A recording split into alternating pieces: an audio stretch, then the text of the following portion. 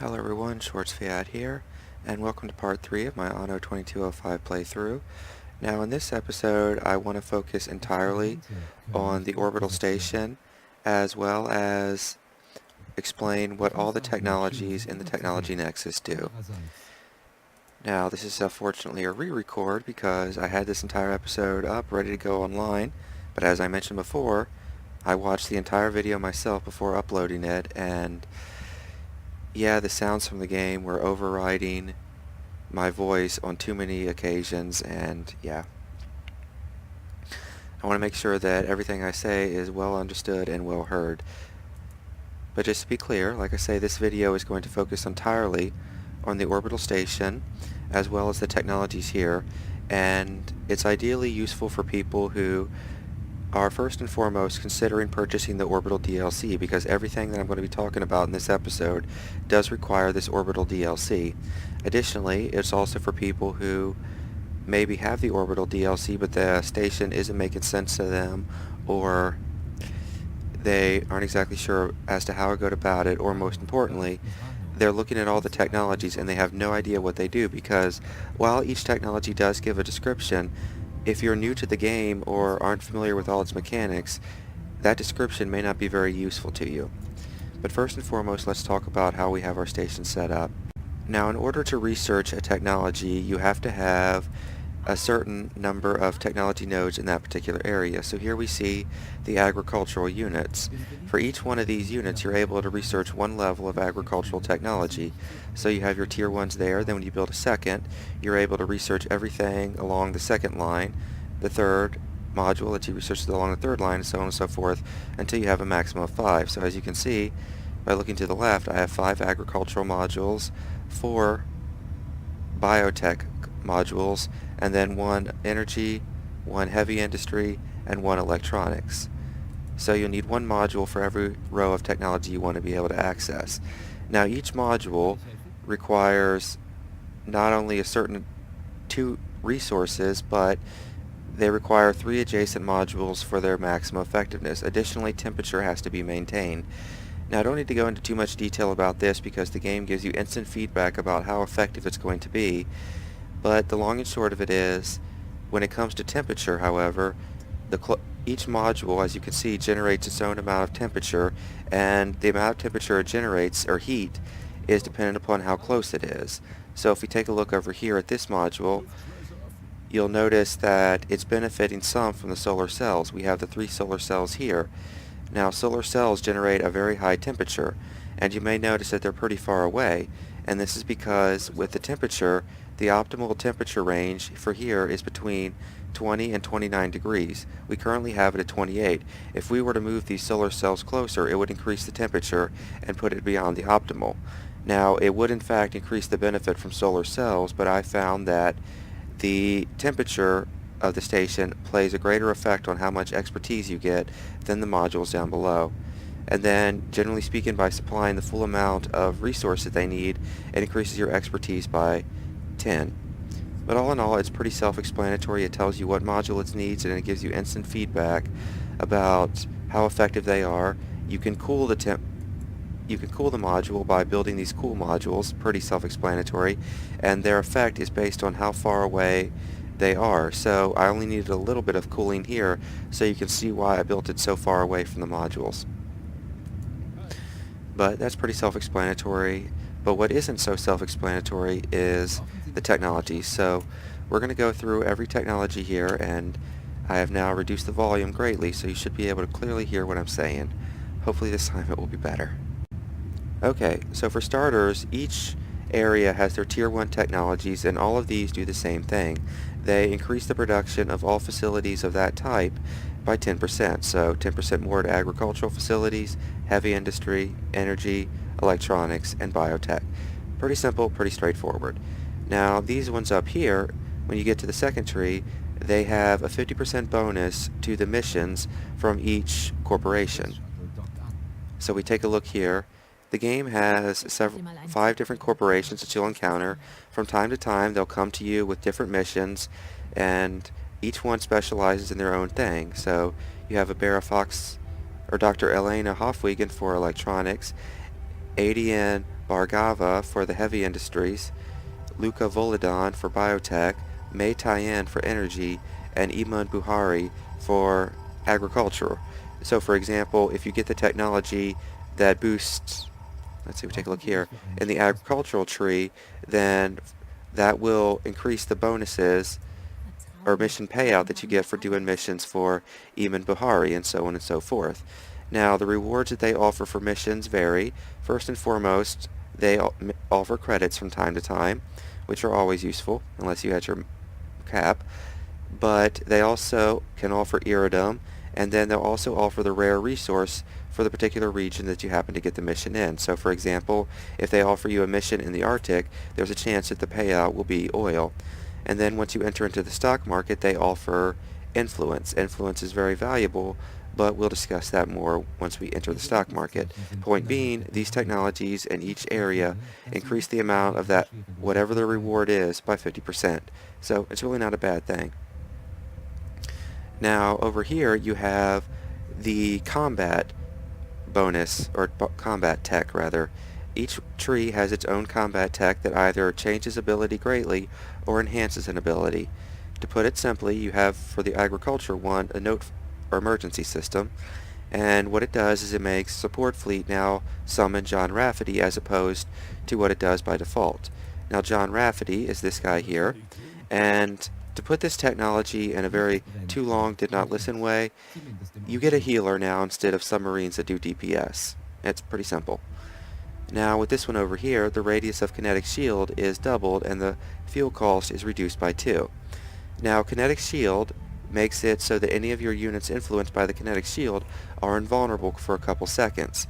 Doubling the radius would actually be very helpful if you are using kinetic shield, because the default radius of kinetic shield is very small. Additionally, when you have your fleet moving together, the radius is actually, or by default, is actually so small that it rarely hits all the ships, whereas doubling that radius increases your chance of hitting all your ships and making them all invulnerable.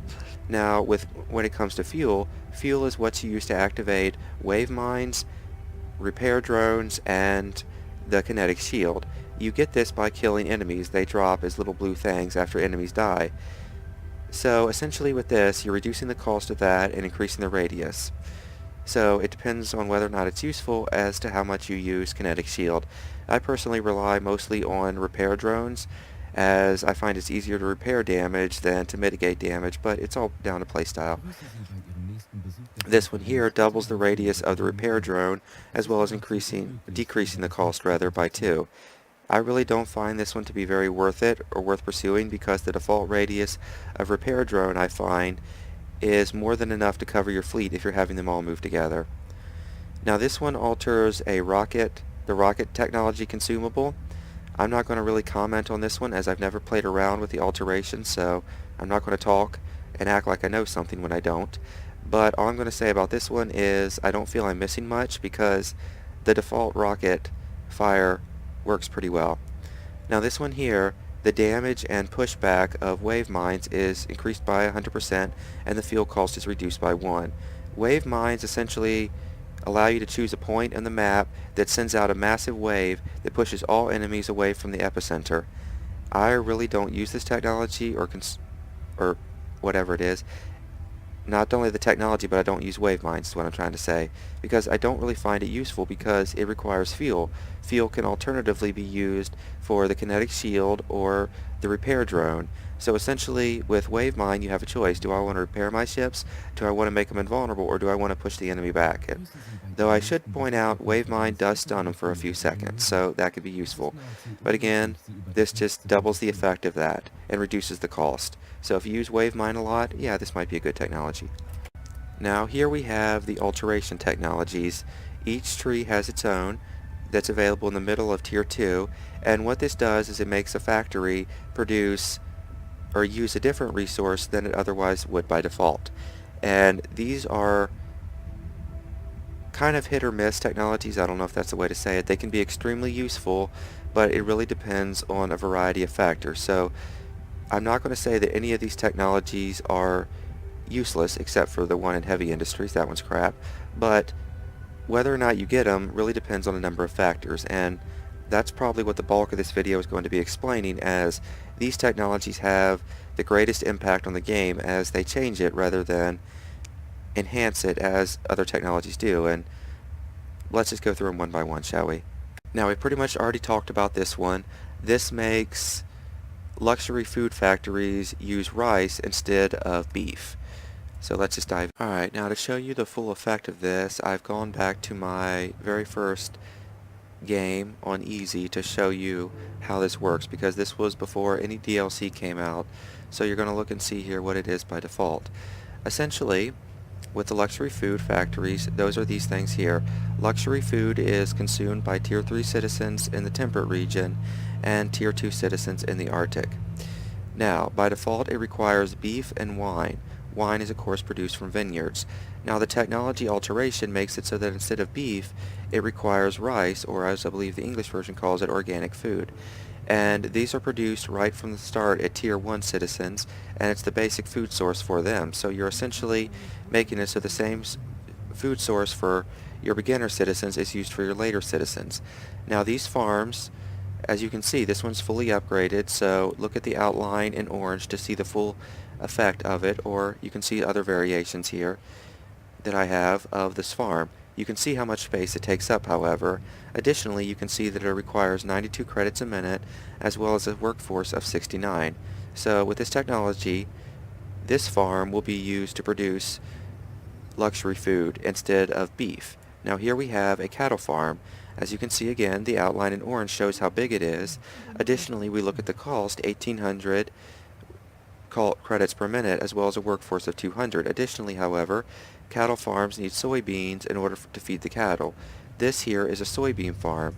It requires 900 credits a minute fully upgraded and a workforce of 150. So you can see right off the bat the advantage of this technology. Not only does it simplify it by making you only need one factory to support the luxury food factory, in addition to wine, a vineyard of course, but it requires a cheaper factory. I mean, 92 credits a minute versus 1,800 plus 900, yeah. Not only that, it's a major savings on space. So all in all, it's a very good technology that saves space and saves money. So if you're definitely going to go down the agricultural tree, there's no reason not to. Alright, now the next technology is the one, or the alteration in the biotech tree. Now we're temporarily looking at the tech tree in the easy world, but I'll explain why in a bit. But what this technology does is it makes biomedical laboratories use a bio oil as opposed to synthetic cells. So let's just demonstrate what exactly that means by taking a look at, first of all, we can show you here. Biomedical laboratories are these here that produce the rejuvenators, which, as you may know, my company is trying to produce massive amounts of, at least in my newer game. Now, by default, rejuvenators require synthetic cells. Synthetic cells are produced in the synthetic cell incubators and require algae in order to supply, which are supplied by algae farms. So what this technology does is it makes it so that sunflower farms will now produce the resource that is needed to make rejuvenators instead of requiring synthetic cell incubators and algae farms. So to demonstrate this, let's just show you how big those farms are. Okay, so here we are. These are the sunflower farms, and they'll produce the resource that, if you use that technology, you will need to produce rejuvenators instead of synthetic cells that subsequently require algae. So you can see here by the orange outline once again how big these farms are going to be. And they have a maintenance cost of 400 credits a minute by default when fully upgraded and require 140 workers. Well, you can pretty much see how big they are. Now these are available from Tier 1 citizens, as the resource produced here is also used to create biopolymer, which is the primary building ingredient. So now, essentially what this technology boils down to is, do you want to be able to produce rejuvenators with farms on land, or do you want to be able to produce them by using coastal building spots? And whether you use these or not really depends on a variety of factors. First and foremost, space. If you're playing on a map that requires massive amounts of space, or that has massive amounts of space rather, such as this map here, Wildwater Bay, it may be very advantageous to you to rely on these farms to produce your rejuvenators, especially if you want to produce them in a larger quantity, as I do for my particular company. However, sometimes, since this game is based around islands, you will have a lot of islands, and sometimes you won't be hurting for coastal building spots. I mean, as we're back here in my current world, I'm not hurting at all for coastal building spots. I mean, yeah, those may be all used for algae farms, but you can see by these outlines here, I've got plenty more coastal building spots to build stuff, and as I'll discuss in a bit, there's a technology that makes it so that the water purifiers also produce algae, so I'm not hurting for algae in the least. And so the way I'm looking at it, if I'm going to expand and use all my space here for a massive city, I'm not going to have space for that many farms. I mean, yes, I'm going to have the bare minimum, such as rice farms and the like, but I don't need additional sunflower farms. I mean, the only sunflower farms I have here is this little one here that isn't even fully upgraded because I don't need it, because the only thing I'm using this for is the production of biopolymer, which is the basic building material. And if I run short on biopolymer, well, I've got my other region that'll just import some in as needed. So I'm not too worried about building a bunch of farms. So again, it really boils down to, do you want to produce the resources that you need for rejuvenators on land or on coastal building sites? It's really that simple. However, there is one other factor that is the reason for me not wanting to do it. Not only do I want my space on land available, but the simple fact is I had this rejuvenator production process all set up before I even began to research this technology. So doing it now would mean a major change. It would mean I'd have to shut down all these synthetic cells, incubators, as well as the algae farms, and build a whole bunch of sunflower farms, and it would just be a major change, which I really don't feel like doing anyways. Plus, later on in the game, when you go to build androids require synthetic cells, so yeah. Now, one thing you could say is, well, couldn't I just use this technology to have sunflower farms produce what I need for rejuvenators, and then that will free up my algae farms and synthetic cell incubators to only be used for what I need for androids? And yes, you most certainly can do that. I just, however, am not doing that because I really don't want to put it simply. But there's the advantage of that technology. Again, do you want to produce the resources you need for rejuvenators on land with farms, or do you want to use coastal building sites? It's really up to you, and so how you want to go about doing it. Now we take a look at this technology here. Hardware factories use microchips instead of qubit processors. Now this one has a great advantage, but at the same time, it's one of those, would it really be worth it kind of things. Allow me to explain. Alright, first off, let me show you what building is actually being affected. The affected building this time around is the hardware factory. This produces quantum computers. Quantum computers are a necessity, or a want rather, of Tier 2 citizens in the Arctic and Tundra. Additionally, Tier 4 citizens in the temperate region want them as well. By default, they're produced by combining qubit processors and supercoolers. Now, supercoolers are easy to produce. That's produced in this factory here. They require methane gas and deuterium, both of which are produced in the Arctic, so the production of supercoolers can be 100% localized. However, the production of qubit processors is not localized. As you take a look here at a qubit processor factory, it requires molybdenum, which is the mined resource from the Arctic, and diamonds, which is a mined resource from the temperate region. What this technology will do will make it so that this factory requires microchips instead of qubit processors. Microchips rather are produced in the temperate region from silicon that is also mined in the temperate region. So regardless of what you do, if you leave it at default or you have this technology, you're going to have to import a resource from the temperate region. Now, I'm not going to get into cost, really, because that's not the main advantage of this technology. If you import microchips, this means you don't need to produce any qubit processors at all, meaning this factory here would be completely useless to you and you don't even need to build them.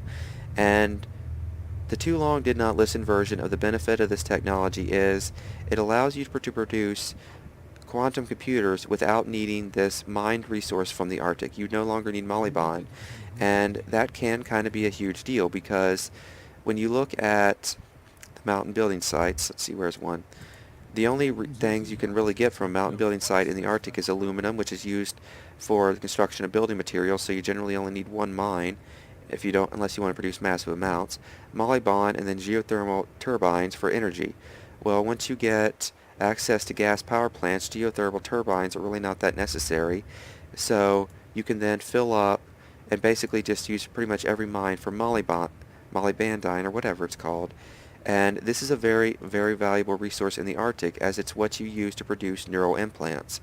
Neural implants are in much, much greater demand than quantum computers, because Tier 1 citizens in the Arctic require neural implants, as well as Tier 2 citizens in the temperate region and onward. So your supply of neural implants is going to constantly be drained. So by default, we are producing, or currently, we are producing 121 neural implants. We are consuming 16 locally and exporting 100. Now, I have another region in the Arctic area that is also producing 28 or exporting 28 neural implants to the temperate region. And as you can see here, we don't have a positive balance, which means we are consuming a massive amount in that temperate region. And understandably, like I say, this neural implants are in high demand. So again, essentially what you're doing with this technology is making it so that the resource that is needed for neural implants is no longer needed additionally to produce hardware or to operate the hardware factory. Now, is that a good thing? Well, in a way, yes, because there are a lot more mining spots in the temperate region, and you can easily get a bunch of silicone and a bunch of microchips and then import them to the Arctic region. And when you think about it, you're already importing a mined resource from the temperate region anyways in the form of diamonds. Here you're just importing the finished good. Now, so whether or not it costs more or is a savings, I'm not going to go into that because I don't feel like figuring it up, to be honest. The simple fact is, the too long did not listen version is this technology makes it so you don't need the molybdenum resource or whatever it is from the Arctic to produce quantum computers, and you can then use more of that resource for the production of neural implants. Pretty simple and pretty straightforward. Now moving on, this one makes it so that fusion energy production centers use moon ice instead of deuterium. So let's explain what this one does. So here we have the affected factory, and this is what produces fusion energy cells. By default, it combines helium-3 and deuterium to make fusion energy cells, which are then used to power the fusion power plants. Now, these produce an insane amount of energy, so the first thing that you need to take into consideration, however, is do you want to rely on fusion energy to supply a lot of power to either your moon regions or transfer it to Earth? Now, there's a variety of factors that will come into play as to whether or not you want to use fusion energy power. I'm not really going to go into those now, but the question is, if you want to use fusion energy power, what this technology does is it 100% localizes the production of fusion energy cells, because by default, deuterium has to be imported in from the Arctic region, whereas if you use this technology, instead of deuterium, you will then begin to use moon ice, which is mined in the moon. So that's pretty simple and pretty straightforward. This technology makes it so that every resource you need for fusion energy cells will now be produced on the moon, meaning you don't have to import deuterium from the Arctic region to supply your fusion energy cells to your power plants. So yeah, that's pretty simple, pretty straightforward. It localizes the production on the moon, thus eliminating the need for an import and export trade route. Alright, now the last alteration technology is this piece of crap here for the heavy industry tree. Now what this does is it makes it so the plasma smelters, or whatever it's called, will use cobalt instead of molybdenum. Now this is the affected factory. This produces a advanced building material that is used for higher tier citizen constructions in the Arctic, and from tier 3 citizens in the temperate region to tier 4, pretty much everything you build there is going to require this building resource. However, the lower tier stuff that you'll be building a lot more of doesn't require this resource. As a result, you don't need to be producing this in massive quantities. In fact, this factory itself is only producing 9, and I have no reason to expand the production even more, because when you take a look at it, I'm almost at my cap here, and while I'm currently importing some, if you just import it over time when you're not building stuff, you can easily stay at your cap, and when you do start building, considering that this is only for the higher tier, more expensive buildings, you're not going to be building that many anyway. So this building resource is important, but not something you're going to use in massive quantities in a rapid amount of time. So as you can see, there's a reason why a small factory that's only producing 9 a minute is more than enough for what I need. Now what this technology does is it makes it so that instead of using this molybdenum, you're using cobalt. And in a very similar fashion to that other technology for the hardware factory, this is essentially freeing up the molybdenum resource for use in other things. Here's the problem though. This current factory is only consuming a rate at 3 a minute. 3 piddly resources a minute. That is pretty much nothing. Now, cobalt, however, is only produced in the temperate region. So what this technology does is it means that you have to import a resource from the temperate region and pay more for it, coincidentally, to allow you to free up an incredibly small amount of a resource for production of other things in the Arctic. I would never use this technology. I mean, I just wouldn't, because, again, this factory that's only producing 9 and consuming 3 molybdenum is all I need. It's more than enough to keep up with the demands of my population. A consumption of 3 of a mined resource a minute is basically nothing, and I don't feel like paying to produce extra cobalt in the temperate region and then importing it to the Arctic region. It just doesn't make sense, especially when you consider that if you're going to use cobalt for something or import it, for heaven's sakes, import it to the tundra where it's in high demand. I mean, let's just take a look at the plans here. La la la. Tundra. Okay, that special resource from the tundra that doubles the production of a lot of factories kind of requires cobalt, so you could use this technology to have cobalt be used for a building material that you're not going to use all that much, or you could have it be used for a powerful technology that doubles your production. I'll let you make the call on yourself for this stupid technology, but there's my opinion on it. Alright, now we can move on to the Tier 3 technologies. Now each one has a technology that increases the export price of trade goods in the particular area. So this one increases the export price of agricultural goods. You know, this one increases the price of biotech goods, and so on and so forth. Now, if you've been watching the previous videos, I basically talked about why I was trying to get these technologies and the massive benefit that they played. It's 50% more money for exporting goods, and from what I've seen from the game or so far in playing it, and I've currently played over 200 hours, so give or take, maybe 205, I don't know, I've lost count.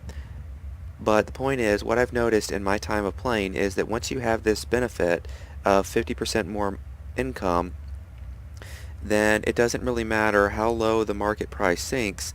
If you have this technology for the particular wares that you're exporting, then the market cost will not sink low enough that it's no longer profitable to produce the good. Meaning, with this technology, the amount of money that you'll gain from the export of goods will more than pay for the production cost.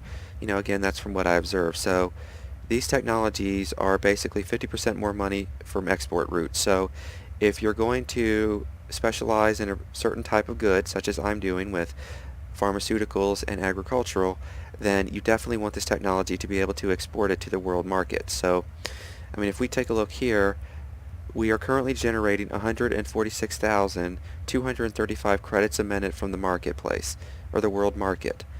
Now, we currently have 3 trade routes to the world market. You know, we finally got some stimulant production up, only 75, so we're far away from 500, but we're getting there. And then,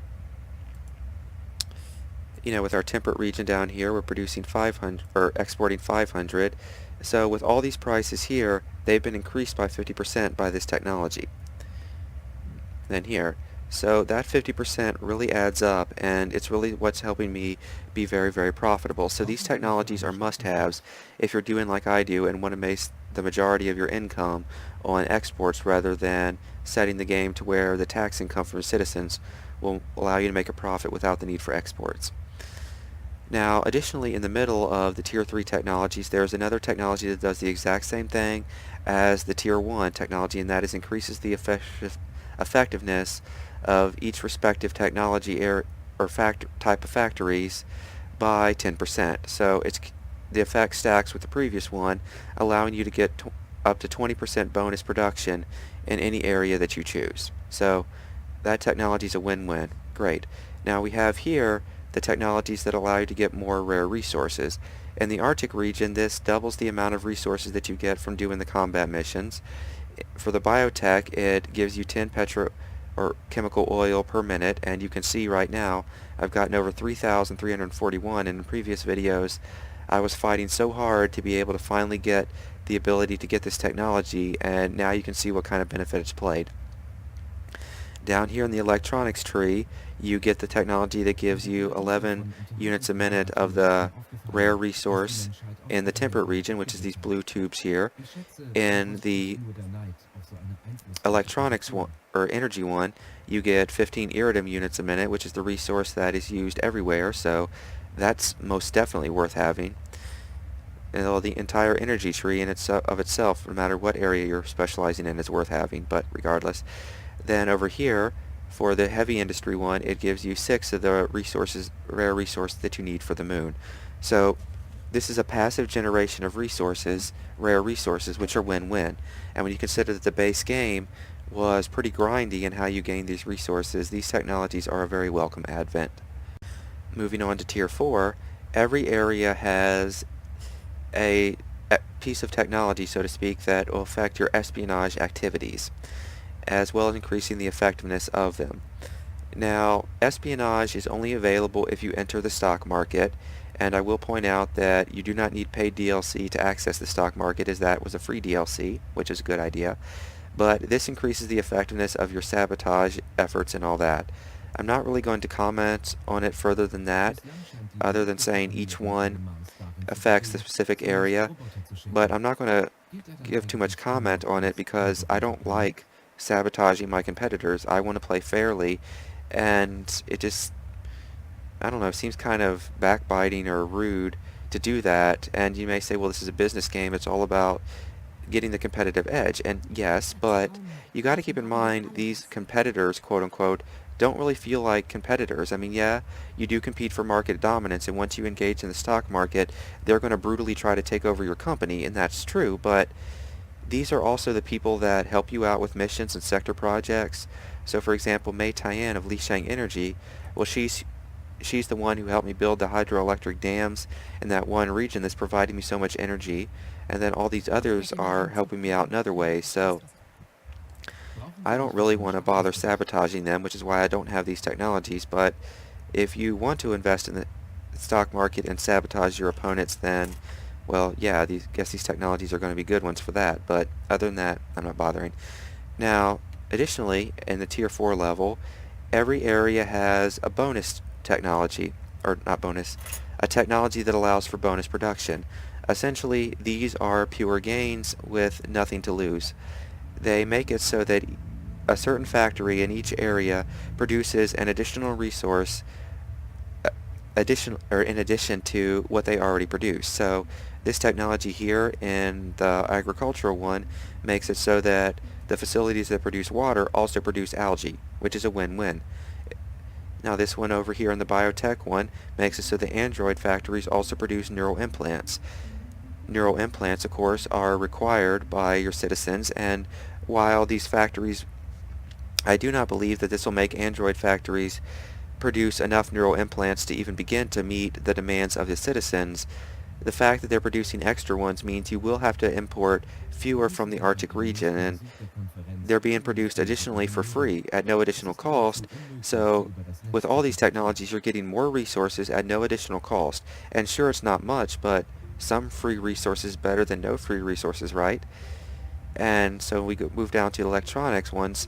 You have this one, which is actually going to be pretty good, and I would definitely recommend getting it if you're going down the electronics, because what this does is it makes it so that the anti-gravity workstations produce IntelliWare as well as the anti-gravity compensators. Now, what does all this mean? Well, to put it simply, the IntelliWare is a clothing resource produced in the temperate region. However, your citizens on the moon also require it. Now, they don't require it in a huge quantity. Now, anti-gravity workstations are on the moon. They provide anti-gravity compensators, which Tier 4 citizens on the Earth want. So essentially what you're making it doing with this technology is those factories will produce the clothing that the citizens on the moon want. And given how little the demand is on the moon for that resource, the fact that you can now produce it locally for free without having to have an import route is kind of nice, because the production of clothing, well, is kind of not cheap. Let me explain. Now, when we look here in our self-sufficient city, this is currently producing the IntelliWare for the astronauts. As you can see, the basic factory here, let's see, how many are we producing? Yeah, we're producing 6 and exporting 5. So in order to do that, we have to pay 720 credits a minute for the basic factory. Now, in order to produce it, it needs the fibers as well as microchips, because these clothes have microchips. These, of course, require this factory, which is 600 credits a minute, and requires silicone, which requires a silicone mine, which is 225 or 2,250 credits a minute to operate. And we also need the factory that produces the fabric, which is 600 credits a minute. Now we take a look at that. Let's take a look at the export cost. To export this to the moon is 1,500, and that doesn't factor in the maintenance cost of the trade route. So it's very expensive just to import these to the region. And as you can see, they only need 5. And you're going to build a lot of the anti-gravity workstations, so the fact that they are producing the resource that your moon citizens will need in very small amounts for free, I mean, that is a win-win. This is arguably one of the best and most useful technologies of this type. Definitely worth having if you're going down the electronics tree. An absolute must, I would go so far as to say. It saves you a lot of money. Now, in the electronics, or the energy one rather, methane gas extractors also produce deuterium. This is a very good technology, but I will say this: if you're going to have this technology, this previous technology that makes it so that these fusion cells, or fusion energy cell production centers, require moon ice instead of deuterium, is basically useless. So with this, both these technologies are good, but you kind of want to use one or the other, because this is also localizes the production of fusion energy cells on the moon, as the methane gas extractors on the moon will also produce deuterium, which means from one single mine you can produce everything you need to make fusion energy cells. So, like I say, both this technology and the previous alteration technology localize the production of fusion energy cells on the moon by, well, the alteration eliminates the need to import deuterium, and this one produces deuterium on the moon. But because they both localize the production of fusion energy cells, they're both good, but you really need to use one or the other. Your call. And then in the heavy industry one, molybdenum mines also produce aluminum. This is a very good one, because aluminum is not needed in huge quantities. It's used only for building materials, and if you have patience, you really only needed one aluminum mine anyways. So the fact that molybdenum mines will now produce aluminum means that you can have all your mines being producing that resource that you're going to need in massive quantities, as I've probably discussed ad nauseum. And it's also going to be producing aluminum, which means free aluminum to use for your production of building materials, which means you no longer have to have a mine dedicated to aluminum. So this is a very good option as well. A great one indeed. Then finally, on the Tier 4 grid, you have technologies that will affect your workers, your income from workers, and all that kind of stuff. So some of these are good, some of these not so much. So we'll start out here with the one in the agricultural area. You'll notice that I do not have this one enabled. Now what this does is it's 15% more workforce in the Arctic, tundra, and on the moon. However, the resource consumption of your citizens on the Arctic, tundra, and moon is increased by 5%. Now, the question is, why do I not have this? Am I not hurting for workers? And yeah, but here's the kicker. This just increases the amount of available workers. It doesn't necessarily increase the population. Now, why is that a big deal? Well, let's take a look at a house here.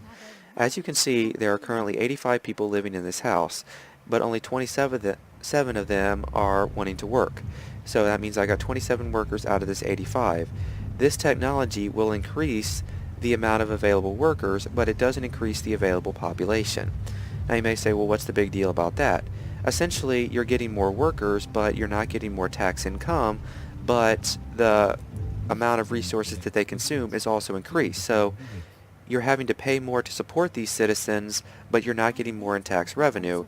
Whereas if you build more houses, you're basically having the same thing that would be happening if you have this technology. You're getting more workers and you're increasing the amount of resources that your citizens will consume, but because you're getting more people overall, you are subsequently getting more tax revenue.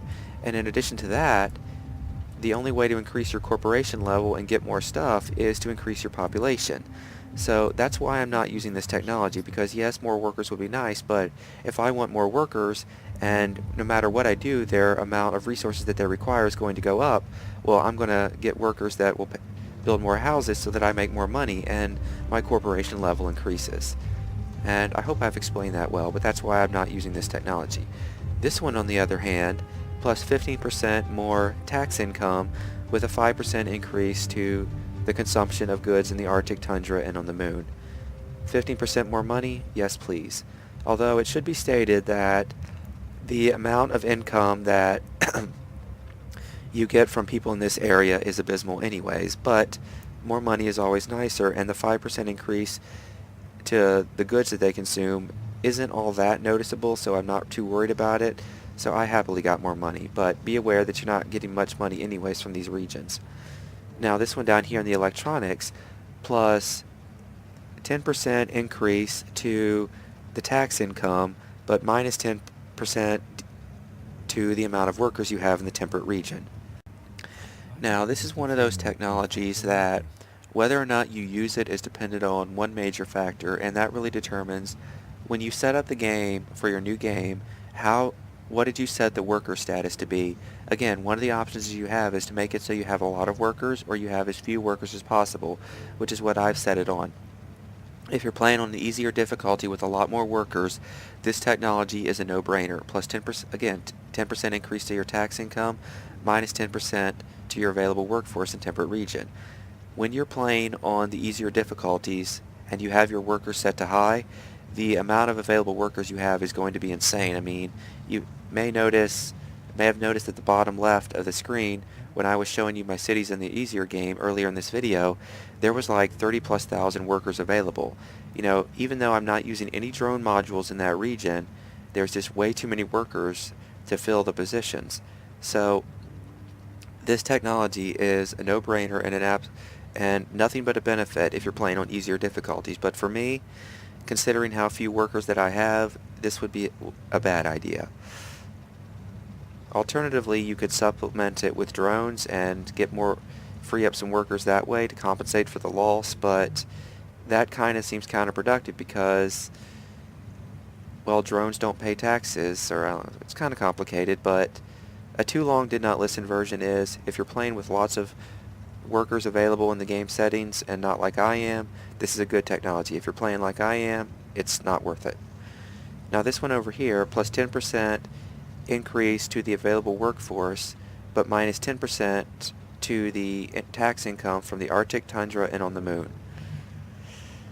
This one I'm kind of iffy on because, first of all, the amount of tax income that you get from these citizens is pretty much abysmal as is, but the increase to 10% workforce, that's not necessarily a bad thing. And in actuality, this technology really, I feel, would be a benefit if you're going down the energy tree. And I'll be honest, if I was going down the energy tree for this game, I would have it, because you may say, well, I thought if you wanted to increase the workforce, you would just build more houses so you could get more money.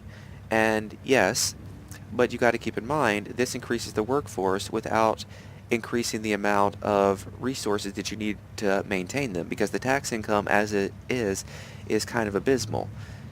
Whereas this just increases the workforce without increasing their requirements. So with this technology up here, for example, you're getting more workers, but regardless of what you do to get more workers, the amount of resources and buildings that you need to supply them with the goods that they want is going to increase. Whereas here, you're only losing the credit income, which is abysmal by default.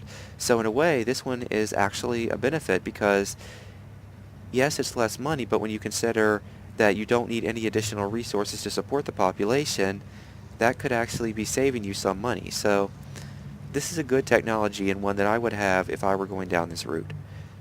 Because again, the tax income you get from them is abysmal to begin with. I just don't like the idea of getting more workers at the expense of having to get more goods when I'm not going to get any more tax income to compensate for it. It's kind of complicated, and I don't know if I'm making sense, but point is, I think this is a good technology. Then over here in the heavy industry one, this is a minus 10% reduction to the amount of goods that are required by your citizens, but you lose 10% of your available workforce in the temperate region. Again, this would make you a lot more profitable if you're playing where you have a whole bunch of workers anyways and you don't have to worry about it. So again, one very similar fashion to this technology over here.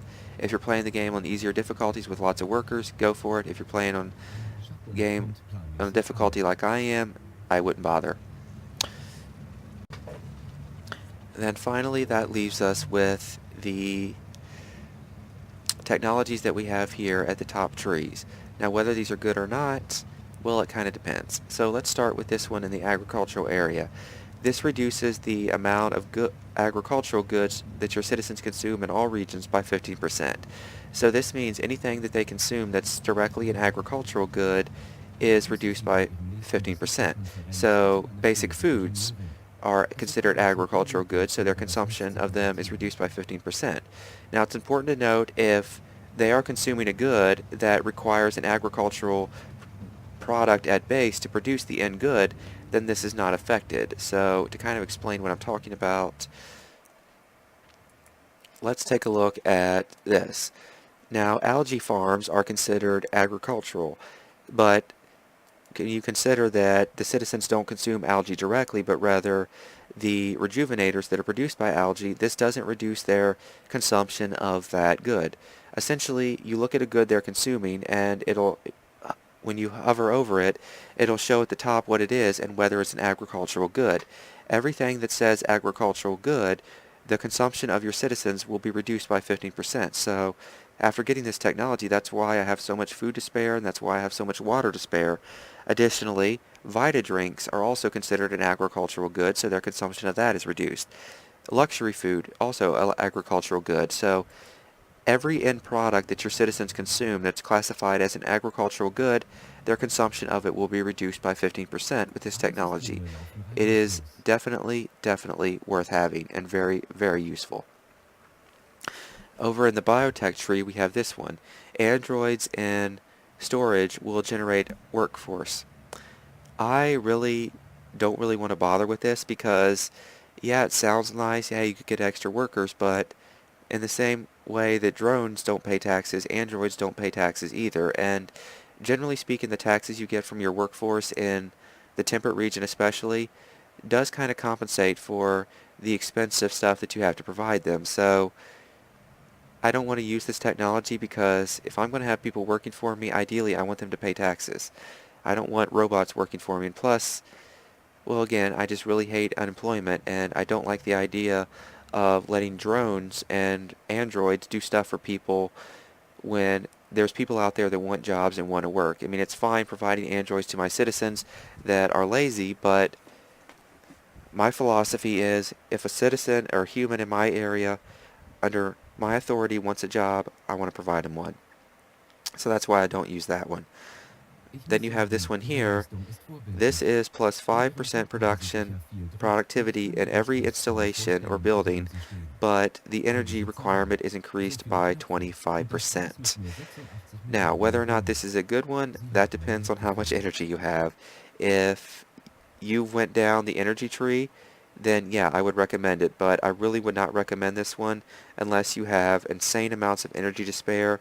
And for heaven's sakes, don't get this until you've got your moon regions all set up to transfer massive amounts of energy to everywhere else. But again, I would not recommend this technology unless you've also simultaneously gone down the energy tree, because going down the energy tree, as you might expect, gives you massive amounts of energy.